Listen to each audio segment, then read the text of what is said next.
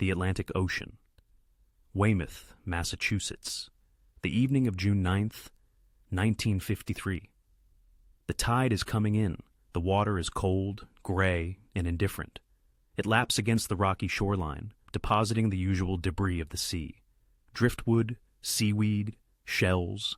But a local beachcomber walking the sands that evening spots something else. Something out of place. He bends down, his fingers brush against wet paper. It's gritty with sand, soaked through with salt water, but the image is still clear. It is a photograph. A wedding photograph. A bride in a white gown. A groom in a sharp tuxedo. Freezing a moment of perfect optimistic happiness. The man turns it over. He looks for a name. He doesn't recognize the people. He assumes it was dropped by someone walking on the beach earlier that day. Maybe it fell out of a wallet. Maybe it slipped from a purse. He is wrong. Later, investigators will identify the couple in that photo. They don't live in Weymouth. They don't live on the coast. They live in a neighborhood called Great Brook Valley, in Worcester, Massachusetts. And here is the problem. Here is the fact that should send a shiver down your spine. Worcester is 45 miles away. There are no airplanes missing. There are no mail trucks overturned on the highway. There is only one force on this planet capable of lifting a delicate piece of paper, carrying it into the stratosphere, and depositing it gently onto a beach 45 miles away, all in less than 1 hour. A violent, catastrophic tornado. But this is New England. This is Massachusetts, the land of nor'easters, blizzards, and hurricanes, not tornadoes. If you lived in Kansas or Oklahoma in the 1950s, you grew up watching the western horizon. You knew the signs. You knew the drills. But if you lived in Massachusetts in 1953, you didn't watch the sky. You watched baseball. You watched the factories hum. Tornadoes were considered statistically impossible, scientifically absurd, or so they thought. But on that Tuesday afternoon, the laws of physics decided to break the rules. The atmosphere snapped. And the price for that surprise, the cost of that scientific arrogance, was an entire city. This is not just a story about wind. This is the story of 84 minutes where a monster that wasn't supposed to exist tried to erase a community that never saw it coming. This is the story of the Worcester tornado. To understand the sheer magnitude of the horror that struck on June 9th, you first have to understand the world it destroyed. You have to understand the silence. That came before the scream. 1953. This is the height of the post-war boom, the golden age of American capitalism. The war is over, the guys are back home, and the factories in Worcester, the second largest city in Massachusetts, are running 24/7. Worcester is a powerhouse. It is the city of the three-decker house, those tall wooden tenements stacked like dominoes, housing generation after generation of immigrants. Irish, Italian, Swedish, Polish. It is a city of steel, wire, textiles, grinding wheels. If you bought a product in America in 1953, there was a good chance a piece of it was made in Worcester. The vibe is industrious, safe, predictable. On the morning of June 9th, the city wakes up to a routine that feels unbreakable. Milkmen are delivering glass bottles to doorsteps. The early shift is punching in at the Norton Company. Housewives are hanging laundry on the lines that crisscross the backyards of those wooden three-deckers. But there is something wrong with the morning. It is the heat. Even at 8 a.m., it is uncomfortable. By 10 a.m., it is oppressive. This isn't just a warm summer day. It is a tropical assault.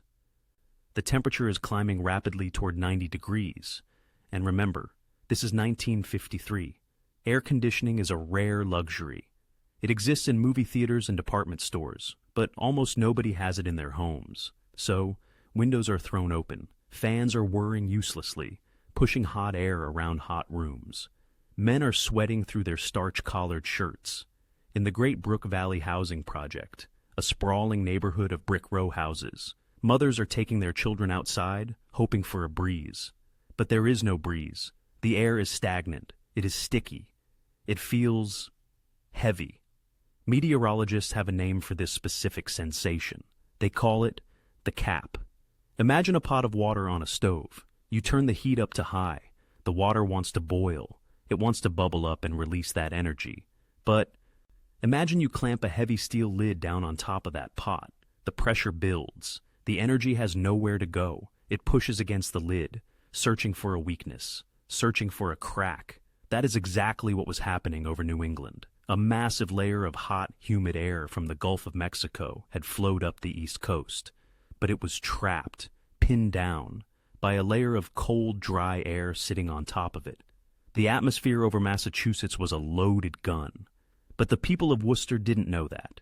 They just knew it was hot. They wiped their brows, they drank iced tea, and they listened to the radio. And the radio told them they were safe. Now, you might be asking, why didn't they know? We have radar today. We have satellites. We have warnings that blast onto our cell phones days in advance. Why was a modern, industrial city completely blind to an approaching F4 tornado? The answer lies in a building in Boston, at the U.S. Weather Bureau. In 1953, weather forecasting was less of a science and more of an art form. There were no satellites looking down from space. There were no supercomputers crunching algorithms. Forecasting involved a man, a map, a pencil, and a weather balloon. And on the morning of June 9th, the meteorologists in Boston looked at their charts, and they shrugged. The official forecast for Massachusetts read, showers, ending early, partly cloudy. That was it. Showers.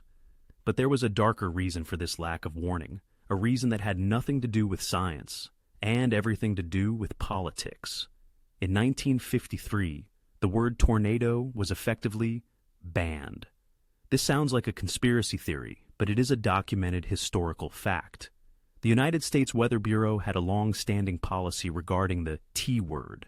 They believed that issuing a tornado warning would cause more panic than the tornado itself.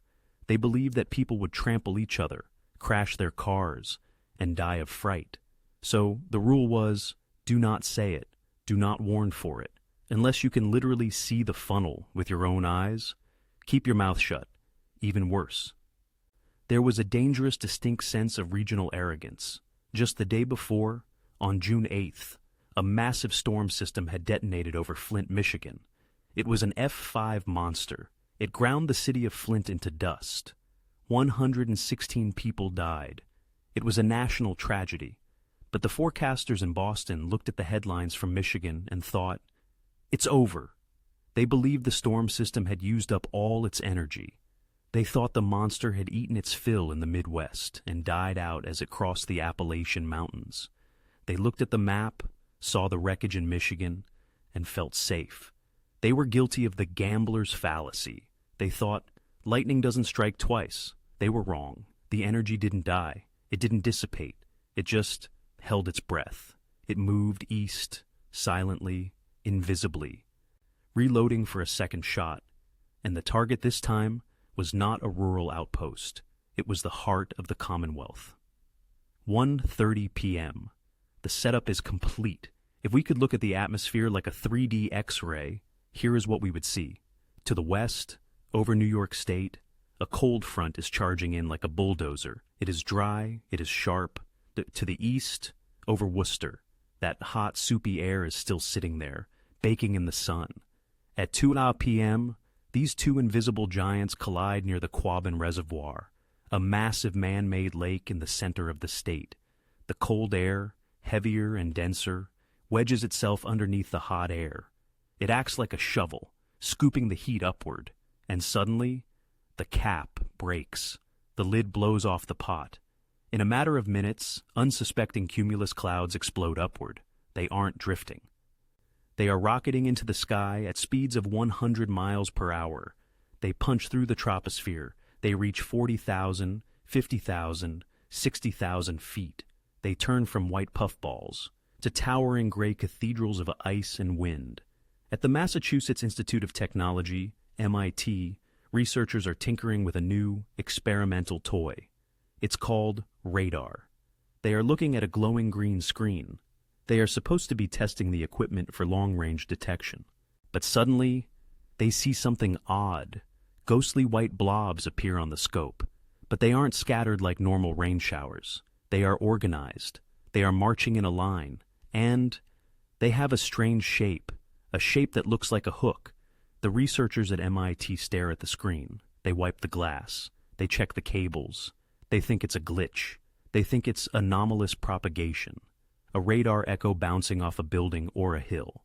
They don't realize that they are the only people in the world, looking directly into the eye of the beast. And because they think it's a glitch, they don't pick up the phone.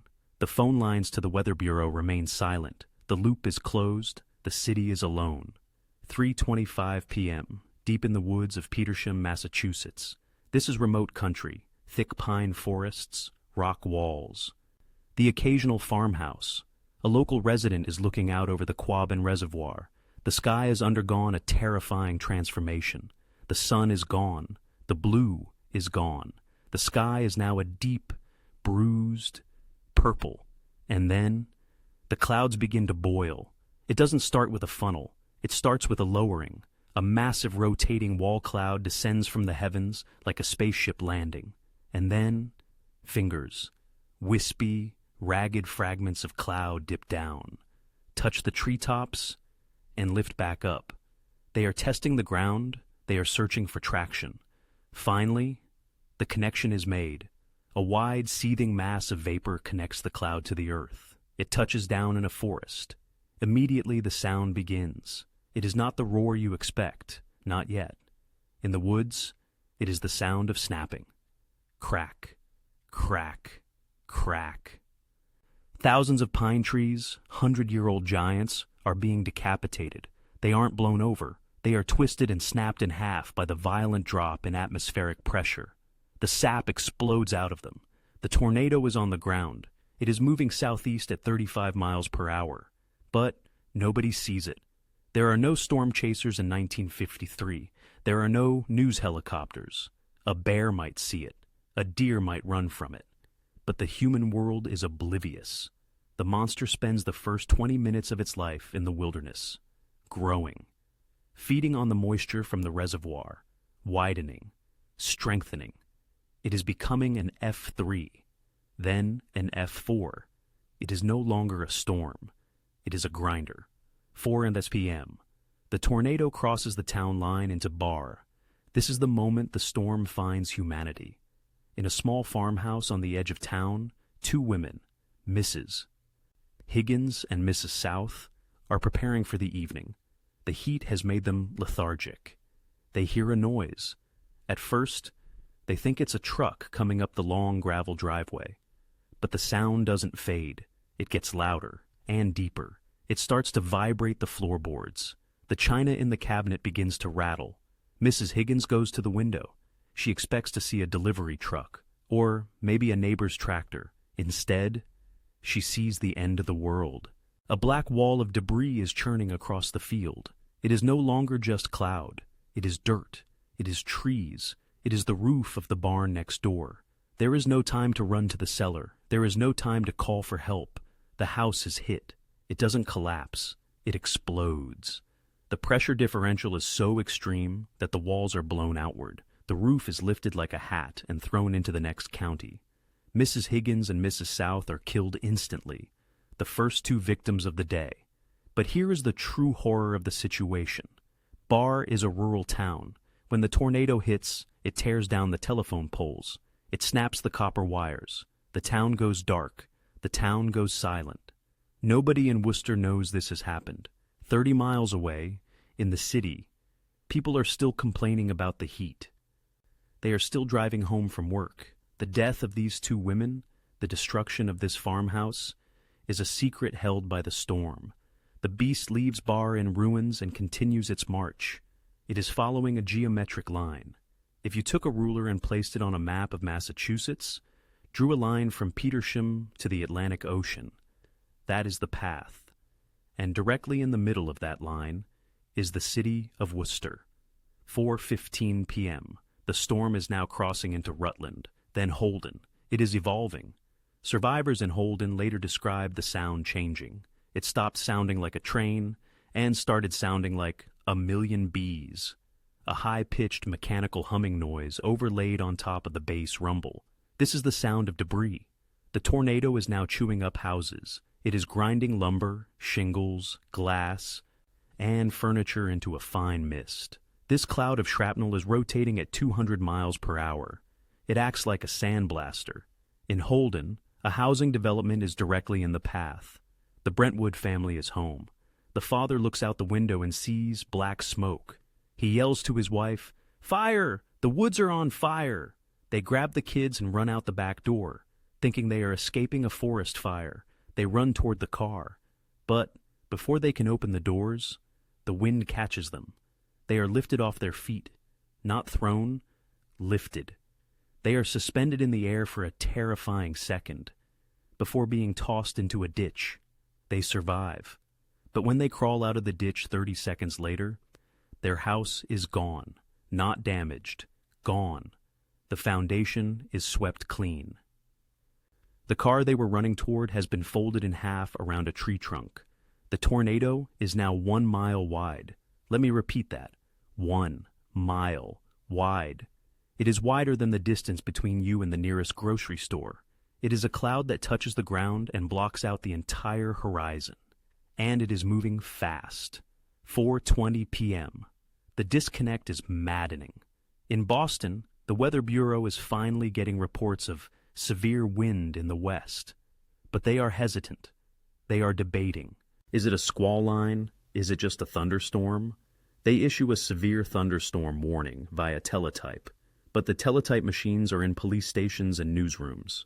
They aren't in people's living rooms. And even if they were, a severe thunderstorm warning sounds manageable. It sounds like rain. It sounds like lightning. It does not sound like your house is about to be disintegrated. The telephone tree, the system where one town calls the next to warn them, has failed. The lines in Barre are down. The lines in Holden are down. The chain of communication has been severed by the storm itself. The city of Worcester is an island, isolated by its own normalcy. 4:25 p.m. The tornado reaches the northern hills of Worcester. It pauses, just for a moment, at the city limits. It crests the ridge near Brattle Street. From this vantage point, the storm can see its next targets. Below the hill lies the prestigious Assumption College, beautiful brick buildings, a bell tower, a symbol of permanence and faith. Below that lies the Burncoat neighborhood, rows of neat middle-class homes, and below that, the Great Brook Valley projects, the most densely populated square mile in the county. The sky over Worcester turns a color that survivors will never forget. It isn't black anymore. It is a sickly, luminous yellow-green, like a bruise, like old mustard. The wind begins to pick up in the city. Trash cans tumble down the street. The leaves on the trees turn inside out, showing their silver undersides. A priest at Assumption College looks out the window of the main administration building. He sees the clouds rotating. He sees the funnel. It is huge. It is ugly. And it is coming straight for the brick tower. He grabs the phone to call the operator, to sound the alarm, to tell someone, anyone, that the impossible is here. He lifts the receiver. Dead air. The line is dead. He looks up. The monster is crossing the campus lawn. It is ripping the slate roof tiles off the dormitory. It sounds like the earth is grinding its gears. The priest drops the phone. He runs for the hallway. In Great Brook Valley, Jean is taking her cake out of the oven. She hears the roar. She thinks it's a jet plane flying too low. She walks to the screen door to look. The clock on the wall ticks to 4:30 p.m. The time for warnings is over. The time for running is over. The beast takes a breath and drops into the city. 4:30 p.m. The world ends. It doesn't fade out. It doesn't give a 2-minute warning. It simply ends. At Assumption College, the priest standing in the hallway feels the air pressure drop before he hears the glass break. It is a physical sensation. His ears pop, hard, painful, like diving to the bottom of a deep pool in a fraction of a second. The air is suddenly sucked out of the corridor, replaced by a vacuum that pulls at his clothes, pulls at his skin. And then, the sound arrives. It is not wind. Wind whistles. Wind howls. This is a demolition. It sounds like the sky is made of concrete, and it is collapsing onto the roof. The massive slate roof of the main building, tons of stone and timber, is ripped off, not blown off, suctioned off. It is lifted straight up into the gray vortex, disappearing instantly into the chaotic mouth of the storm. The brick walls, 3 feet thick, begin to tremble. The mortar, which has held firm for decades, turns to dust. The priest dives to the floor. He covers his head. He prays, but he can't hear his own prayers. The roar is absolute. It occupies every frequency of sound a human ear can hear. It is a physical weight pressing him into the linoleum. Above him, the bell tower, the symbol of the college, a structure built to last for centuries. The wind hits it at 280 miles per hour. The bricks don't just fall, they become projectiles. They become bullets. The tower disintegrates. Thousands of red clay missiles are fired horizontally across the campus. They punch through walls. They shred trees. They decapitate the statues of saints standing in the garden. For 60 seconds, the campus is not a school. It is a blender. Inside the dormitories, students are huddled in hallways. They are screaming, but the wind is louder than the screams. Windows explode inward, showering them with glass. Mattresses are sucked out of rooms. Desks are flying down the corridors. And then, as quickly as it started, the roar shifts. It moves on. The priest looks up. He is covered in white dust. He is bleeding from shallow cuts. He looks up at where the ceiling used to be. He sees the sky. But it isn't the sky.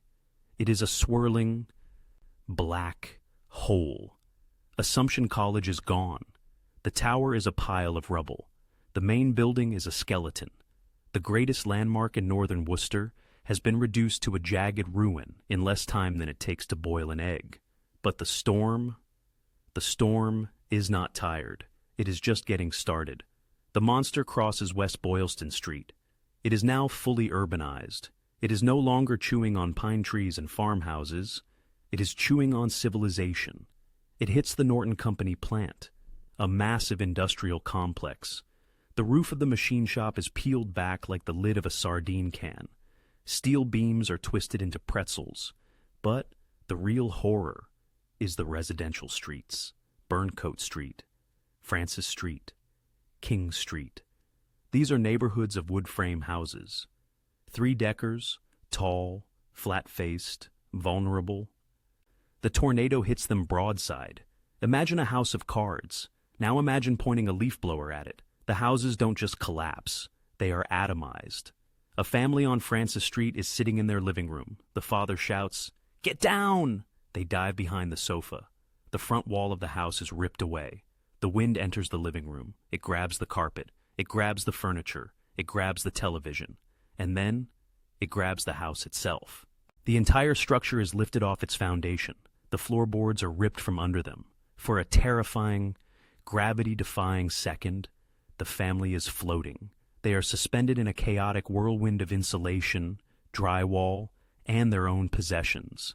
Then, darkness. They land in the basement. The house lands on top of them. But it's not just one house. It is row after row after row. The tornado is carving a path of total annihilation. It is scouring the earth. In some places, the suction is so intense that it pulls the grass out of the ground. It strips the bark off the trees. It sucks the water out of toilet bowls. This is F4 intensity. This is wind that defies comprehension. Cars are being tossed like toys. A Buick sedan is lifted from a driveway on Burncoat Street. It is carried, tumbling through the air, for 300 yards. It crashes into the second floor of a house 2 streets over. The gas lines sever.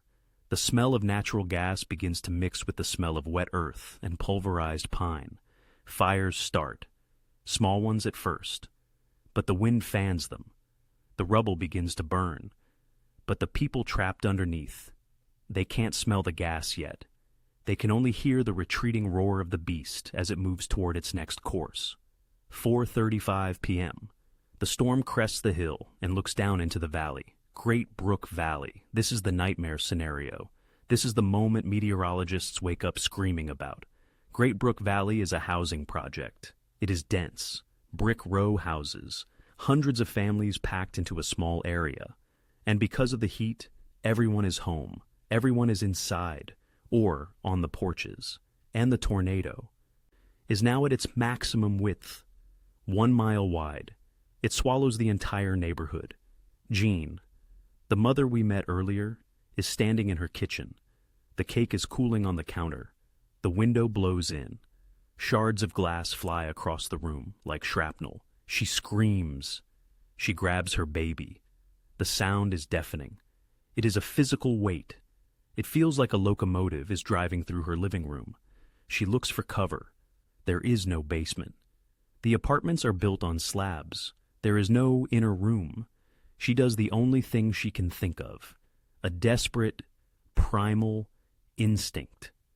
She opens the oven door. She pushes the baby inside the cold oven. It is a steel box. It is heavy. It is anchored. She throws her body over the oven door. She clings to the handle. The roof tears off. The ceiling collapses. She feels the debris hitting her back. Bricks. Beams. Roofing tar. She is being buried alive. She is screaming. But she isn't screaming for help. She is screaming a prayer. Please, not the baby. Take me, not the baby. The pressure is unbearable. Her ears are bleeding. The wind is trying to suck her out of the kitchen, trying to drag her into the vortex. She holds on. Her fingers bleed as she grips the oven handle. And then, the walls give way. The entire apartment block crumbles. She is plunged into darkness. Weight. Heavy, crushing, weight. She can't move. She can't see. She can't breathe. The air is filled with dust. Thick, choking dust. She listens. Is the baby crying? She strains her ears against the ringing silence. Nothing. Just the sound of settling rubble. She screams, "Emily!" Her voice is muffled. The rubble absorbs the sound. She is trapped in a tomb of her own home. Across the street, it is chaos. A bus, a city bus, was driving down the road. The driver saw the wall of black cloud. He hit the brakes. He opened the doors. He yelled, "Run!" Passengers scrambled off. They dove into a ditch. They crawled into drain pipes. The wind hit the bus. It picked up the 10-ton vehicle. It spun it around like a top. It threw it against the side of a building. The metal crumpled like aluminum foil. If anyone had stayed on that bus, they would be dead. In the courtyard of the projects, it is a massacre. People who were caught outside had no chance. The debris ball, the swirling cloud of bricks, glass, and wood, acted like a meat grinder. Survivors who looked out their windows before the glass broke saw things they would never speak of. They saw bodies being lifted. They saw neighbors being pulled into the sky. The physics of the F4 tornado in an urban environment are horrifying. It creates a multi-vortex structure. Inside the main funnel, there are smaller, tighter, faster tornadoes. They call them suction spots. These suction spots spin at nearly 300 miles per hour. They are erratic. They slash back and forth like whips. One house is leveled. The house next to it is untouched. One room is destroyed. The room next to it, a vase of flowers is still standing on the table. It is random. It is cruel. In Great Brook Valley, 40 people die in minutes. 40 lives snuffed out. Fathers holding on to their children. Grandmothers sitting in their armchairs. Teenagers listening to records. They are buried under mountains of red brick. 4:40 p.m. The storm exits Worcester. It leaves the city limits, but it does not leave the destruction behind. It drags the debris of the city with it. It crosses Lake Quinsigamond. It becomes a waterspout, a massive, towering column of water and mud. It sucks thousands of gallons of water out of the lake. It kills the fish. It throws boats onto the shore. It hits Shrewsbury. The winds are weakening slightly, dropping to F3, then F2. But an F2 tornado is still a killer. F2 means winds of 150 miles per hour. It means roofs are still coming off. It means trees are still snapping. In Shrewsbury, the storm hits a farm. It kills the livestock. It levels the barn. It moves into Westboro. It is getting tired. The cap has been exhausted. The energy is bleeding out. The cold front is losing its grip on the warm air. The funnel begins to narrow. It becomes rope-like. It twists and turns, snake-like, in the sky. It is roping out, but even in its death throes, it is dangerous. The tail of the beast is still whipping across the ground, knocking down power lines, smashing windows. 4:50 p.m., Southborough. The funnel lifts. It pulls back up into the cloud base. The rotation slows. The colors fade from that sickly green back to a dull, rainy gray. The monster is dead. It dissolves into a heavy rainstorm. 5 p.m., Worcester. The rain has stopped. The wind has died down. And now comes the most terrifying part of the entire event. The silence. It is profound. It is heavy. There are no birds singing. There are no cars driving. There are no factory whistles blowing. For a few minutes, there are no sirens. The infrastructure of the city has been decapitated. The fire stations are buried or cut off. The police lines are dead. The hospitals don't know what is coming. In Great Brook Valley, the silence is broken only by the sound of dripping water. A broken pipe somewhere is leaking. Drip, drip, drip, and the sound of settling debris. Clatter, shift. People begin to emerge. They look like ghosts, covered in gray dust from head to toe. Their clothes are torn. Their faces are blank. Shock has set in. They climb out of basements. They crawl out of holes in the rubble. A man stands in the middle of Burncoat Street. He is holding a steering wheel, just a steering wheel. He is staring at a pile of lumber that used to be his home. He isn't crying. He is just staring. He looks to his left. The house is gone. He looks to his right. The house is gone. He looks down the street. It looks like photographs of Hiroshima. The trees are stripped bare. Not a single leaf remains. They look like skeletons pointing accusing fingers at the sky. Debris is hanging from everything. Shreds of clothing, insulation, curtains, wrapped around the telephone poles that are still standing. And then, the screaming starts. It starts low. A wail. A name being called. Mary! John! Mama! It ripples through the ruins. A chorus of panic. People are realizing who is missing. They are realizing that the silence isn't peaceful. The silence is the sound of the dead. Jean, in the oven, hears it. She hears the muffled voices. She pushes against the door. It won't budge. There is too much weight on top of it. She bangs on the steel. Clang, clang. Help me! I'm in here! She waits. Help me! Outside, a neighbor hears the metallic banging. He stops. He tilts his head. Over here! He yells. Someone's buried! Men come running. They don't have tools. They don't have shovels. They have their hands. They start digging. They tear at the jagged bricks. They pull away the splintered wood. Their hands are bleeding, torn by nails and glass. They don't care. They dig like animals. They find the kitchen counter. They find the stove. They heave the debris off the oven. The door springs open. Jean falls out, gasping, coughing up black dust. She is covered in soot. She is shaking. She turns back to the oven. She reaches in. She pulls out a bundle. The baby. The baby is wrapped in a blanket. Jean pulls the blanket back. The baby sneezes. Alive. Not a scratch. Jean collapses onto the pile of bricks, weeping. A sound of pure primal relief that cuts through the devastation. But for others, there is no relief. A few blocks away, a father is digging for his son. He finds a shoe. Just a shoe. He keeps digging. He finds a bicycle wheel, twisted into a figure 8. He keeps digging, and then he stops. He stands up. He looks at the sky. The clouds are breaking up. The sun, the cruel, indifferent sun, is starting to peek through the holes in the overcast. It shines down on the wasteland. It illuminates the glitter. Millions of shards of glass are scattered across the mud. They catch the sunlight. The ruins of Worcester are sparkling. It is a beautiful, horrific mosaic of destruction. And then, finally, the sound of the city returns.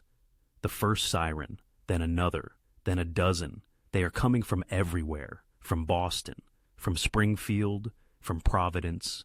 Every ambulance, fire truck, and police car in the state is converging on this black scar cut through the heart of Massachusetts. The event is over. The storm is gone.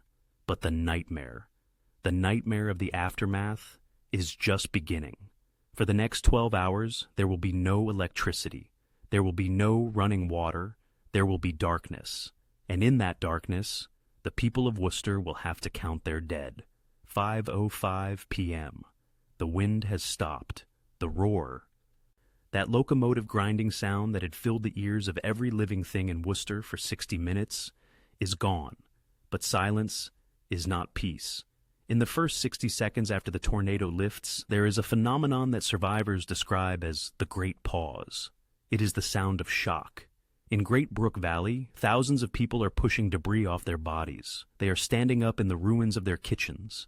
They are looking at the sky, and for a moment, nobody speaks, nobody screams. The brain simply cannot process the visual data it is receiving. A man stands on a slab of concrete. He looks left. He looks right. His brain tells him he is on his street, but his eyes tell him he is on the moon. There are no landmarks. The street signs are gone. The trees are gone. The houses are mulch. And then the weather plays its final cruel trick. The black rain begins. The tornado had acted like a giant vacuum cleaner. It had sucked up thousands of tons of topsoil from the farms in Petersham. It had sucked up soot from the industrial chimneys in the city. It had sucked up coal dust from 10,000 basements. It had sucked up the oil and gasoline from destroyed automobiles. It mixed all of this filth into the water vapor in the clouds, and now it releases it. It doesn't rain water, it rains sludge. A thick, oily, black mucus falls from the sky. It coats everything. It covers the white debris in a layer of grime. It covers the survivors. People who are bleeding, people who have open wounds, are suddenly drenched in this toxic mixture of mud and bacteria. It makes the ground slick. A father trying to carry his injured daughter slips and falls in the mud. He tries to get up, but the ground is like grease. He is covered in the black slime. He screams in frustration. The sun begins to set, and with the sunset comes the darkness.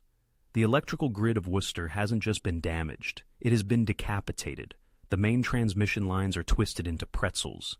There is no street lighting. There are no traffic signals. There is no light in the homes that are still standing. As the gray twilight fades to black, the city of Worcester enters the Stone Age. The only light comes from the fires. Gas lines have ruptured. Small pockets of blue flame are dancing in the rubble. In some places, the lumber from the destroyed houses has caught fire. The orange glow illuminates the devastation, casting long, dancing shadows against the skeletons of the trees. It looks, literally, like a scene from Dante's Inferno. The official emergency response is paralyzed. The fire chief in Worcester tries to radio his stations. Static. The police chief tries to call the patrol cars. Dead air. The roads are impassable. You have to understand the scale of the debris. We aren't talking about a few branches in the road. We are talking about entire roofs. We are talking about cars that have been thrown 3 blocks and landed upside down in the middle of Main Street. The ambulances cannot get through. The fire trucks cannot get through. So, the people of Worcester realize something terrifying. Nobody is coming. We have to save ourselves. This is where the heroism begins. Ordinary men and women become first responders. A milk delivery truck driver dumps his crates of milk on the side of the road. He drives his truck into the disaster zone. He loads the back with the injured, people with broken legs, people with glass embedded in their chests. He stacks them in the back of the milk truck like cargo. He drives them to the hospital. He turns around. He goes back for more. Station wagons become ambulances. Convertibles become hearses. Owners of expensive cars slice open their convertible roofs with knives, just so they can fit stretchers in the back seat. They drive over lawns. They drive over sidewalks. They ruin their suspensions. They blow out their tires. And they keep driving on the rims. Sparks fly from the metal wheels grinding on the pavement. Clang, clang, clang. It is the sound of a desperate evacuation. 6 p.m. Worcester City Hospital. If the streets were a war zone, the hospital is the MASH unit. The power is out here too. The backup generators are sputtering. They are failing. Inside the emergency room, the air is hot. It smells of copper blood, wet wool, and that terrible pervasive smell of the black mud. The staff expects 50 casualties, maybe 100. In the first hour, 300 people arrive. By 8:00 p.m., 500. By midnight, the number will cross 1,000. The corridors are gridlocked with stretchers. There are no more beds. There are no more gurneys. People are laid out on the floor. Doctors are stepping over patients to get to other patients. And the injuries are specific to tornadoes. This isn't like a car crash. This is impact trauma mixed with shrapnel. Doctors are seeing pieces of straw driven through human arms like nails. They are seeing shards of glass embedded so deeply in faces that they can't tell where the skin ends and the wound begins. They run out of sterile bandages in 45 minutes. Nurses run to the linen closets. They tear up bed sheets. They tear up curtains. They run out of morphine. They run out of anesthesia. Imagine that. Surgery in 1953 without anesthesia. A doctor has to set a broken femur. He looks at the patient, a young man. He says, "I'm sorry, son. This is going to hurt. Bite down on this leather strap." The screams from the operating rooms echo down the hallways. Outside, on the front lawn of the hospital, it is raining the black rain, but they have no room inside, so they start laying the dead on the grass. A priest moves among the bodies. He is wearing a black cassock that is now stained with mud. He is holding a flashlight in one hand and a rosary in the other. He kneels. He whispers the last rites. He makes the sign of the cross. He moves to the next body. He kneels. He whispers. He does this for hours. At one point, he kneels beside a woman covered in a sheet. He begins to pray. The woman's hand shoots out and grabs his wrist. She isn't dead. "Father," she whispers, "am I in hell?" The priest looks around at the darkness, the rain, the screaming, the fires burning in the distance. "No, my child," he says, "but we are close." While the city bleeds, a different kind of drama is playing out 40 miles away. The wedding photo, the one we found on the beach in Act 1. The investigators find it, and then they find a checkbook, and then a page from a homework assignment, all found near the ocean, all from Worcester. This creates a scientific mystery that will haunt meteorologists for decades. How? The investigation reveals the physics of the debris ball. The Worcester tornado was a grinder, but inside the funnel, the updraft was vertical and violent. It acted like a cannon. It took light objects, paper, photographs, insulation, and shot them straight up, not just into the clouds, through the clouds. These objects were injected into the jet stream, 30,000 feet above the earth. Imagine the contrast. Down below, hell on earth. Wind screaming at 300 miles per hour, buildings exploding, 30,000 feet up. Absolute silence. The wedding photo floats in the freezing, thin air of the stratosphere. It travels at a calm, steady 50 miles per hour. It drifts over the suburbs. It drifts over the coastline. And when the storm finally dies, when the updraft collapses, the photo flutters down. It lands gently on the sand, a pristine memory of a life that might no longer exist. This phenomenon proved the incredible power of the storm.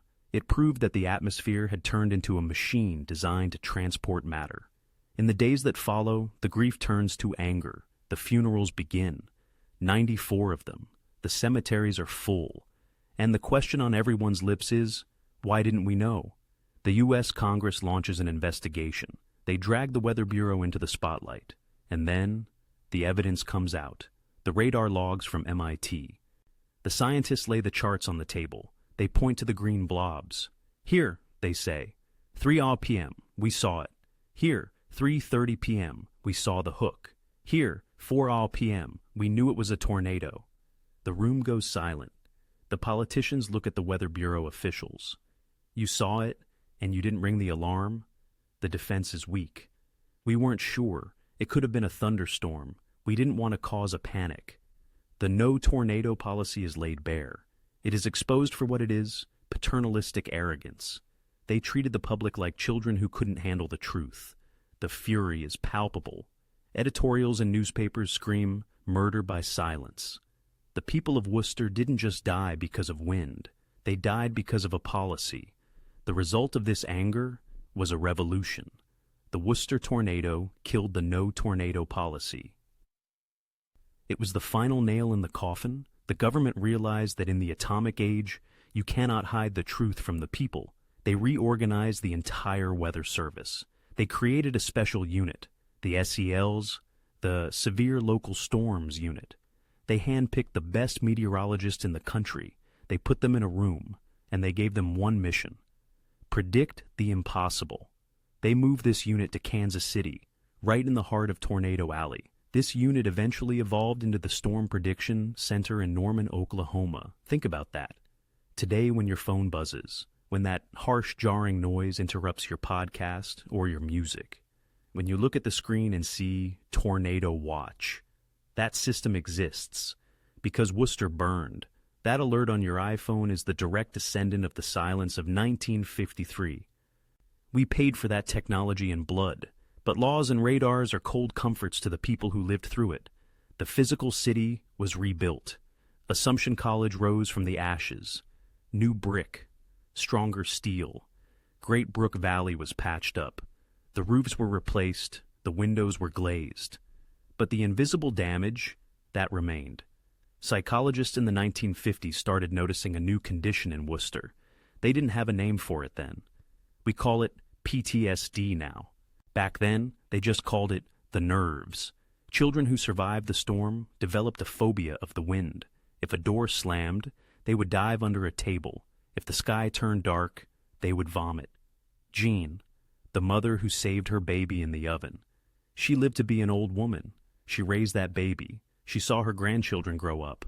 But for the rest of her life, 50 years later, she never baked a cake on a humid day. If the temperature went above 80 degrees, she would pace the hallway.